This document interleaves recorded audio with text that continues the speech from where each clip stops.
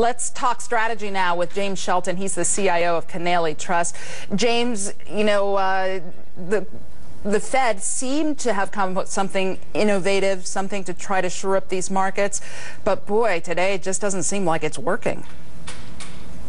Well, clearly we're still in a bear market here until the market proves us otherwise.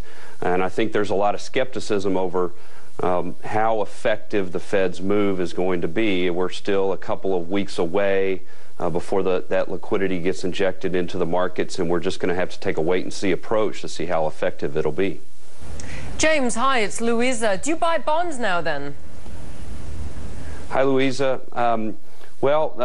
We keep a diversified portfolio across various asset classes for our clients, but when we look at the bond market today, we think that across the Treasury curve, Treasuries are very, very expensive today. Just in terms of an attractive yield over the long term, I just don't see it today. But when we look at municipal bonds, tax-exempt bonds here in the United States, we do see very attractive levels. When you listen to companies such as Bear Stearns, as we were hearing the other day, earlier this week actually, when you hear them say, we're all right in the liquidity camp, we're not in trouble, do you believe them? Well, it's always difficult in this kind of environment to really determine where all the losses are going to be, and quite frankly, that's where a lot of the rumors come from, and that's why the financials are trading the way that they are, very volatile. Do I believe Bear Stearns? I don't know. We'll just have to see what comes out, but I think it's important to note that the financial system here in the United States has a very strong capital base that's been able to withstand these losses that we've seen, but we just don't know what the full extent's going to be yet. James, hi, this is Christine here in Asia. The U.S. dollar, the greenback, really getting a hammering today. Right now, U.S. exporters, of course, stand to benefit from the weaker dollar. Is this a segment you're willing to put money in? Well, we continue to like U.S. multinationals that have a lot of export exposure. That's where a lot of the growth is coming from, and I think that that's going to be the area that's going to help make this recession that we're brushing with here in the United States to be shallower than it otherwise would be.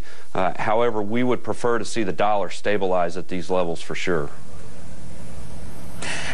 James, today it looks like we're clearly going to test those January lows here. Some folks are saying, this is a good buying opportunity if you're long term. Are you worried that you might be catching a falling knife if you move in here?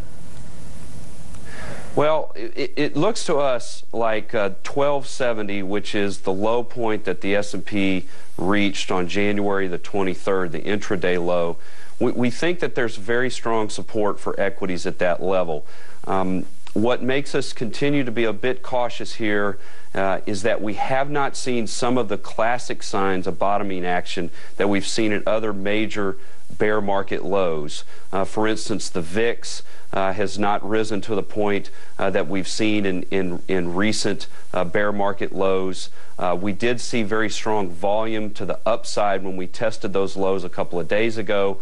So we're going to continue to watch the market and see if some of the internal stats get close to where we saw at previous bear market lows, but so far we just haven't seen that.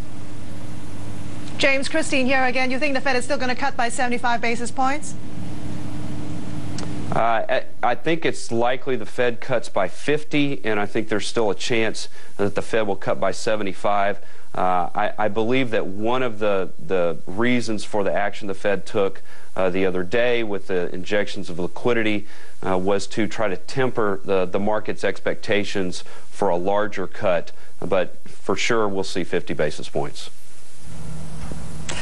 James, we're going to leave it on that note. Thanks so much for joining us. I suspect today you're going to get an awful lot of calls from worried clients. We'll let you get to the phones. Thank you. James Shelton, CIO of Kanaly Trust.